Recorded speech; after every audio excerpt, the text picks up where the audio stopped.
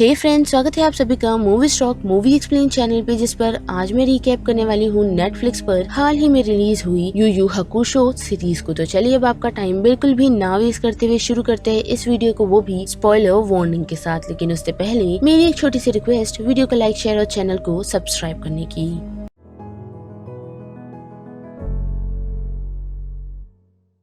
तो guys, series की तरफ बढ़े तो सीरीज की शुरुआत हमें एक 17 साल की लड़की यूसुके से दिखाई जाती है, जो कि काफी रेकलेस है और साथ ही इल टेम्पर्ड स्टूडेंट भी। लेकिन हाँ, इतना ही नहीं बल्कि यासुकी एक काफी काइंड हार्ट पर्सन है। लेकिन आए दिन उस पर कोई न कोई मुसीबत आती रहती है, जैसे कि वो लोगों से अक्सर फाइट किया करता है, वो भी कभी अपने एंगर के चलते तो कभी कमजोर लोगों को प्रोटेक्ट करने के लिए। और ऐसे ही हम एक दिन योकाई, जिसे दूसरी भाषा में हम डीमन कह सकते हैं, और वो डीमन वर्ल्ड से सीधा ह्यूमन वर्ल्ड में एंटर कर जाता है। वो भी इस बावजूद भी कि उन दोनों वर्ल्ड को सेपरेट किया गया था, वो भी एक बाउंड्री की मदद से, जो बाउंड्री स्पिरिट वर्ल्ड के नाम से जानी जाती है। और वो योकाई एक ट्रक ड्राइवर को पजेस कर लेता है, यानी कि उसकी बॉडी पर अपना कंट्रोल बना लेता है, जिस कारण वो ट्रक ड्राइवर न जाने कितने एक्सीडेंट करता है। और अगर बात करें योकाई के पोजीशन की, तो वो इंसान को तब पजेस करते हैं जब उनके दिमाग में कोई न कोई नेगेटिव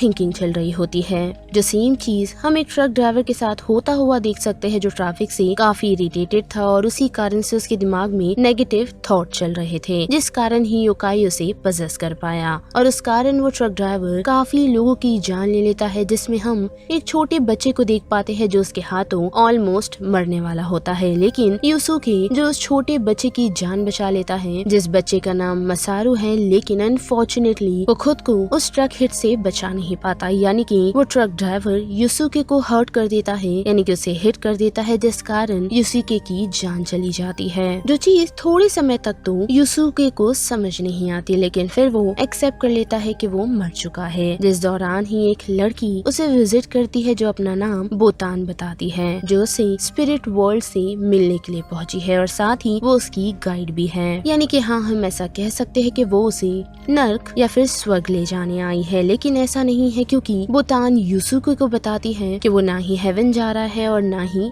हेल, जो चीज यूसुके को समझ नहीं आती, क्योंकि जो चीज यूसुके ने की है वो चीज किसी ने भी एक्सपेक्ट नहीं करी थी कि किस तरह एक ट्रबल बॉय एक छोटे बच्चे की जान बचा सकता है, जिस कारण यूसुके को एक नई अपॉर्चुनिटी दी गई है। और उसी कारण बोतान उसे स्पिरिट वर्ल्ड ले जाती है, जहाँ उसकी मुलाकात बोतान के बॉस से होती है, यानी कि किंग एनमा के जूनियर से। और अगर आप लोगों को एनमा के बारे में नहीं पता तो मैं आप लोगों को शॉर्ट में बता सकती हूँ, जो कि जापानीज कल्चर का एक गॉड है, और वो इंसानों को नर्क या स्वर्ग भेजने का डिसाइड करता है। लेकिन बोतान का बॉस एनमा नहीं बल्कि कोएनमा है, जहाँ पहुँच यूसुके को ये पता चलता है कि कोएनमा उसकी लाइफ उसे लौटा सकता है। जो सुन यूसुके बिल्कुल भी इंटरेस्टेड नहीं, क्योंकि उसे ऐसा लगता है कि कोई भी उसका इंतजार या फिर उसके जाने से किसी को भी फर्क नहीं पड़ा होगा। लेकिन यूसुके को अगर उसकी जिंदगी वापस चाहिए तो उसके बदले उसे स्पिरिट वर्ल्ड का डिटेक्टिव बनना होगा। और अगर स्पिरिट डिटेक्टिव की बात करें तो उसका जॉब केस को सॉल्व करना है, जिसमें योकाई इंक्लूडेड है। यानी कि फिलहाल स्पिरिट डिटेक्टिव का ये काम है कि डीमन वर्ल्ड से जो भी योकाई ह्यूमन वर्ल्ड में आए हैं उन्हें वो वापस डीमन वर्ल्ड में पहुंचाए या फिर उन्हें खत्म करे। लेकिन जैसा कि मैंने कहा ही, यूसुके उस ऑफर को ठुकरा देता है, यही कहते हुए कि उसके जाने से सब खुशी होगी, और साफ साफ एनमा के ऑफर को रिजेक्ट कर देता है। लेकिन वो अपना माइंड चेंज कर लेता है, वो भी तब जब बोतान उसे उसकी माँ और उसकी चाइल्डहुड फ्रेंड कीको से मिलाती है, जो दोनों ही यूसुके के जाने से काफी दुखी है। और साथ ही कीको खुद को इसका जिम्मेदार मान बैठी है, क्योंकि यूसुके के एक्सीडेंट के कुछ समय पहले ही उसकी बातचीत जब कीको से हुई थी तो उन दोनों की थोड़ी बहस हो गई थी, जिसमें कीको ने उसे मर जाने के लिए कहा था, जिस कारण वो इस ऑफर को एक्सेप्ट करने को तैयार हो जाता है। वो भी तब जब उसे पता चलता है कि उसके घर के पास आग लग चुकी है। जो आग किस तरह लगी तो मैं आपको बता दूं कि जो योकाई इन सारे एक्सीडेंट का जिम्मेदार था, वो यूसुके के एक क्लासमेट को पजेस कर लेता है, जिसे काफी लोग बुली कर रहे होते हैं। और नेगेटिव थिंकिंग चलने के कारण योकाई ने उसे पजेस कर लिया है, और उस पोजीशन के कारण हर जगह आग लग चुकी थी, जिससे कीको ऑलमोस्ट अपनी जान खोने वाली थी। लेकिन अपनी जान को दाव पर लगाकर वो यूसुके की बॉडी को उसके घर से निकालने जाती है, और उसे इस हालत में देख यूसुके एनमा का ऑफर एक्सेप्ट कर लेता है और कीको को उस सिचुएशन से बचा निकालता है। पर इतना ही नहीं बल्कि वो उस योकाई से भी फाइट करता है जहाँ वो थोड़ी बहुत अपनी स्पिरिट एनर्जी को इस्तेमाल करने में कामयाब होता है। और अब जबकि युसुके ने स्पिरिट डिटेक्टिव बनना चुन लिया है तो एनमा उसे जिंदा कर देते हैं और उसके बाद युसुके अपनी फैमिली से यानी कि उसकी मॉम और उसकी फ्रेंड से रियूनाइट होता है जो उसे देख काफी खुश है। और अब जबकि युसुके ने स्पिरिट डिटेक्टिव बनना चुन लिया है तो एनमा उसे उसका एक नया टास्क देते हैं जो 3 डेंजरस वेपन को रिट्रीव करने का है, जिसकी देख रेख की जिम्मेदारी स्पिरिट वर्ल्ड पर थी। लेकिन अनफॉर्चुनेटली 3 योकाई ने उस तीनों डेंजरस वेपन को चुरा लिया, जिनमें से पहले थीफ की बात करें तो उसका नाम गोकी है और वो एक ऐसा योकाई है जो ह्यूमन की सोल को खाकर जीता है, खास करके बच्चों की। और उसने रेपेशियस ऑर्ब को चुराया है जिसकी मदद से वो ह्यूमन सोल को उसमें सक कर सकता है यानी कि उसमें स्टोर कर सकता है। और अब उसी कारण युसुके उससे फाइट करने के लिए पहुंचता है क्योंकि हम देख पाते हैं कि गोकी ने काफी सारे मासूम बच्चों की सोल को उस ऑर्ब में कैद रखा है जिसमें उस छोटे बच्चे की भी स्पिरिट है जिसे युसुके ने बचाया था। और हम देख पाते हैं कि युसुके गोकी को डिफीट करने में कामयाब होता है, वो भी अपनी स्पिरिट गन से और साथ ही उस ऑर्ब को रिट्रीव करने में भी। जिसके बाद युसुके नेक्स्ट थीफ की तरफ बढ़ता है जिसका नाम कुरामा है और उसने मिरर ऑफ डार्कनेस को चुराया है जिस मिरर से वो कोई भी चीज यानी कि अपना कोई भी डिजायर या फिर विश हो उसे पूरा कर सकता है। लेकिन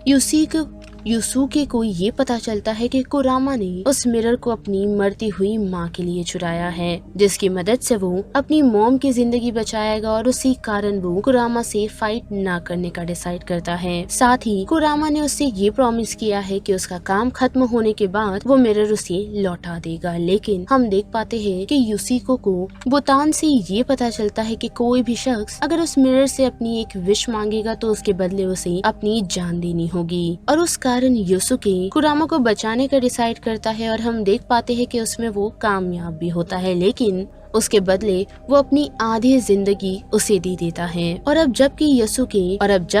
युसुके ने उन दोनों आइटम को रिट्रीव कर लिया है तो वो तीसरे की तरफ बढ़ता है। लेकिन हम देख पाते हैं कि अनफॉर्चुनेटली वो तीसरे थीफ के सामने टिक नहीं पाता जिसका नाम हेई है। और अगर बात करें हेई के पास क्या है तो उसके पास एक कॉन्ज्यूरिंग ब्लेड है यानी कि एक नाइफ जिसकी मदद से वो कोई भी एबिलिटी को पा सकता है। और उस ब्लेड की मदद से हेई किसी को नुकसान नहीं पहुँचाना चाहता बल्कि अपनी खोई हुई बहन को ढूंढना चाहता है। और उसने उस ब्लेड की मदद से खुद के लिए थर्ड आई ओपन की है जिसे जगान आई कहा जाता है, जिस आई की मदद से वो किसी भी चीज को लोकेट कर सकता है और ये एबिलिटी उसे उसकी बहन को ढूंढने में काफी हेल्प करेगी। और अब जबकि युसुके को हेई का सामना करना है तो उसे काफी स्ट्रॉन्ग होना होगा, साथ ही हेई की तरह फास्ट भी, जिस कारण वो मास्टर गिनकाई के पास पहुंचता है खुद को ट्रेन करने के लिए जैसे बोटान ने ही ढूंढा है। और उसी बीच हमें एक और कैरेक्टर कुबावारा से इंट्रोड्यूस करवाया जाता है जो युसुके से काफी नाराज था, वो भी उसकी डेथ के बाद, क्योंकि वो उसे अपना राइवलरी मानता था और उसे जीतने से ही पहले युसुके की डेथ हो गई थी। लेकिन अब जबकि युसुके जिंदा हो चुका है तो हम और साथ ही युसुके ये नोटिस कर पाता है कि कुबावारा युसुके की ही तरह ठीक बोतान को देख पाता है। साथ ही उसी कारण से ही वो युसुके पे भरोसा भी कर पाता है कि वो कोई स्पिरिट डिटेक्टिव है। लेकिन इतना ही नहीं बल्कि उसे युसुके जैसा स्ट्रॉन्ग बनना है जिस कारण वो मास्टर गेनकाई के पास युसुके के साथ ट्रेनिंग के लिए पहुँचता है। और हम देख पाते हैं कि मास्टर गेनकाई युसुके को उसकी एबिलिटी पर काम करना सिखाती है और साथ ही ये बताती है कि कोई चीज सेक्रीफाइस करना अपनी पावर को और पावरफुल बनाना कोई रियल स्ट्रेंथ नहीं, जिस कारण युसुको को ये रियलाइज होता है कि उसके ऊपर पूरा वर्ल्ड डिपेंड है। साथ ही वो गेनकाई को ये प्रॉमिस करता है जैसा उन्होंने कहा है वैसा ही होगा। लेकिन इतना ही नहीं बल्कि हम देख पाते हैं कि मास्टर गेनकाई उस पर इतना ट्रस्ट करती है कि वो उसे अपना स्पिरिट वेव ऑर्ब सौंप देती है, क्योंकि हम जानते हैं कि मास्टर गेनकाई को इस बात का एहसास हो गया कि जल्द ही युसुके काफी एक्सट्रीम पावरफुल चीज को फेस करने वाला है, जिस कारण ही वो उसे अपना स्पेशल वेव ऑर्ब सौंप देती है। और अब जबकि ये सारी चीजें ठीक ठीक चल रही थी तो उसी दौरान हम सेकियो नामक एक शख्स को देख पाते हैं जिसे गैम्बलिंग से काफी प्यार है, जिस कारण ही वो युकाई को एक दूसरे से लड़ने में मजबूर करता है और उसका फायदा उठाता है बड़े लोगों को उस पर बिट करने पर, यानी कि उनकी जिंदगी और मौत पर गैम्बलिंग करता है वो, ताकि उसकी मदद से वो बड़े यानी कि रिच लोगों से पैसे कमा सके। साथ ही सोक्यो को इस बात का भी पता चल गया है, साथ ही सोक्यो ने ये भी डिस्कवर कर लिया है कि ह्यूमन वर्ल्ड और डीमन वर्ल्ड के बीच एक बाउंड्री कनेक्टेड है जिसे वो मिटाना चाहता है, क्योंकि वो ये नहीं चाहता कि डीमन वर्ल्ड ह्यूमन वर्ल्ड से सेपरेट रहे, जिस कारण ही वो एक ऐसी मशीन बना रहा है जिससे वो डीमन वर्ल्ड से योकाई को ह्यूमन वर्ल्ड में बुला सके। और अब जबकि हम देख पाते हैं कि मास्टर गेनकाई ने अपने स्पिरिट वेव ऑर्ब को यूसुके को सौंप दिया है, तो उससे मिलने के लिए हम देख पाते हैं कि एक उसका पुराना दोस्त तोगुरु पहुंचता है, जो आजकल सोक्यो का राइट हैंड बना हुआ है। लेकिन वो मुलाकात उन लोगों की अच्छी नहीं जाती, क्योंकि तोगुरु मास्टर गेनकाई को खत्म कर देता है। और वही बात करें कीको की, तो हम देख पाते हैं कि उसे तोगुरु का छोटा भाई किडनैप कर अपने साथ कुबीकुकुरी आइलैंड ले जाता है, जहां हम देख पाते हैं कि उन लोगों ने हेई की सिस्टर युकीना को भी रखा हुआ है, जिस पूरी इन्फॉर्मेशन के बारे में उन लोगों को कुरामा बताता है। और वो लोग यानी कि यूसुके और हेई ये डिसाइड करते हैं कि मिलकर वो लोग युकीना और कीको को बचाएंगे। लेकिन कुबावारा भी उन लोगों को ज्वाइन करने के लिए रेडी हो जाता है, और हम देख पाते हैं कि सेकियो ने कीको और युकीना को किडनैप करवाया है ताकि वो हेई, यूसुके और बाकी लोगों को आइलैंड पर बुला सके, जहां वो उन लोगों को योकाई के साथ फाइट करने पर मजबूर करेगा, जिससे उसे काफी पैसे मिलेंगे। और आइलैंड पर पहुंचते ही हम देख पाते हैं कि कुरामा, हेंगी ये दोनों मिल अलग अलग योकाई से लड़ने लग जाते हैं, जिसे देख वो रिच पीपल काफी इंजॉय भी करते हैं और साथ ही उन लोगों पर बिट भी लगाते हैं। अब वही बात करें कुबावारा और यूसुके की, तो हम देख पाते हैं कि वो लोग कीको और युकीना को ढूंढ रहे हैं। जिसके बाद सीरीज खत्म होते होते हम देख पाते हैं कि कुरामा और हेई काफी स्ट्रगल करते हैं अपने अपोनेंट को डिफीट करने में, लेकिन एट द एंड वो दोनों सक्सेस हो जाते हैं। अब वही बात करें कीको और युकीना की, तो हम देख पाते हैं कि वो दोनों उनकी कैद से आजाद होने में कामयाब होते हैं, जहां उन लोगों की मुलाकात और किसी से नहीं बल्कि कुबावारा से होती है। और उन दोनों लड़कियों को सेव करने के लिए कुबावारा एल्डर तोगुरु का सामना करता है। पर हम देख पाते हैं, साथ ही हम ये भी देख पाते हैं कि कुबावारा ने मास्टर गेनकाई से स्पिरिट स्वॉर्ड को सीखा है, जिसकी मदद से वो बार बार तोगुरु को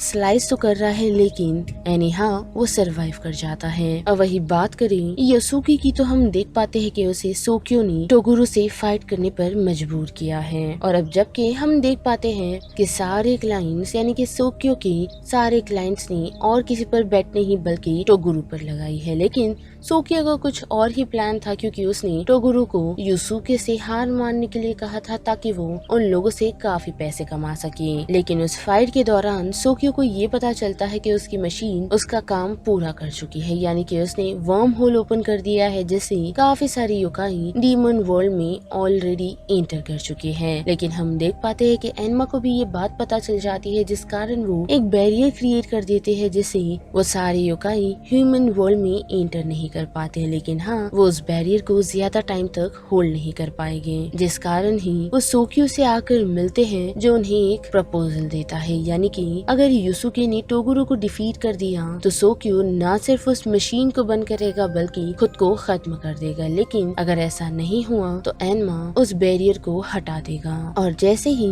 एनमा की नजर कुरामा और हेई पर पड़ती है, वो भी उसी फाइट रिंग में जहाँ वो लोग यूसुके का साथ देने के लिए पहुँचे हैं, जिन्हें देख एनमा अग्री कर जाता है और अपना पूरा ट्रस्ट यूसुके पे डाल देता है, क्योंकि उसे पता है कि ह्यूमन वर्ल्ड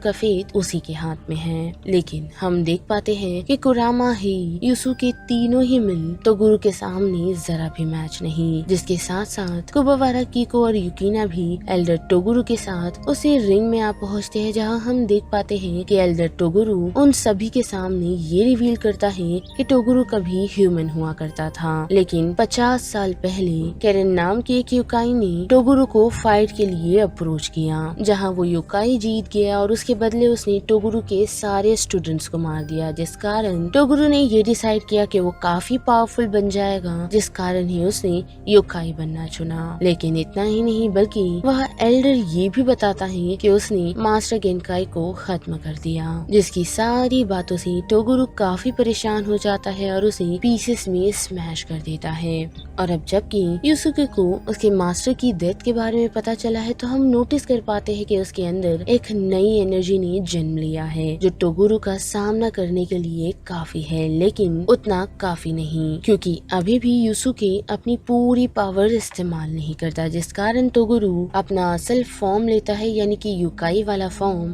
ताकि वो एक पावरफुल अपोनेंट को फेस कर सके, जिस कारण वो यूसुके को उकसाता है, वो भी उसके दोस्तों को मार, साथ ही उन्हें नुकसान पहुंचाकर, जिससे यूसुके अपनी पूरी स्पिरिट एनर्जी को यूज करता है और टोगुरु से ज्यादा पावरफुल होकर उस पर अपनी स्पिरिट गन से हमला करता है। और उस बुरी सिचुएशन में भी वो ये याद रखता है कि उसे मास्टर गेनकाई ने क्या सिखाया है, क्योंकि टोगुरु उसे यही कह रहा है कि वो उसके जैसा बनेगा। जैसे कि टोगुरु ने अपनी सारी चीजें और अपने दोस्तों को छोड़ दिया जिससे वो अपनी पावर को बढ़ा सके, लेकिन टोगुरु उसे रिफ्यूज कर देता है और यही कहता है कि उसे पता है कि उसकी मास्टर गेनकाई ने उसे क्या सिखाया है। और उस फाइनल अटैक के बाद हम देख पाते हैं कि टोगुरु फाइनली एक वर्दी अपोनेंट का सामना करने में कामयाब होता है, जिससे उसकी डेथ हो जाती है। और आफ्टर लाइफ में हम देख पाते हैं कि टोगुरु वर्ल्ड में तो इतना सफर कर चुका था, लेकिन आफ्टर लाइफ में भी वो खुद के लिए वर्स्ट पाथ चुनता है, जहाँ उसकी मुलाकात मास्टर गेनकाई की सोल से भी होती है, जो उसे रोकने की कोशिश करती है, लेकिन वो उसकी बात नहीं सुनता।